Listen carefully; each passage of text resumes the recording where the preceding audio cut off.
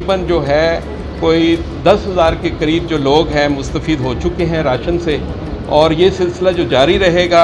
हमारा जो टारगेट है वो तकरीबन 1 लाख ख़ानदान तक है, वो इंशाअल्लाह ताला उसे हम इसी रमज़ान में ये तकसीम कर देंगे इंशाअल्लाह। और ये जो हमारा क्योंकि काम राशन का नहीं है, हमारा जो है वो हॉस्पिटल है, लेकिन क्योंकि हम हर रमज़ान में अफ्तारी सहरी भी करवाते थे, जो सिलसिला था शुरू से, और लोगों में राशन भी तकसीम करते थे, क्योंकि लोग हमसे तवक्को कर रहे थे इस दफ़ा भी, तो हमने फिर ये पहले ही शुरू करवा दिया ये काम रमज़ान से पहले ही। जब ये लॉकडाउन का सिलसिला शुरू हुआ, लोगों को उनके रोज़गार ख़त्म हुए। लेकिन मैं ये इतना कहना चाहूँगा कि सिर्फ़ ये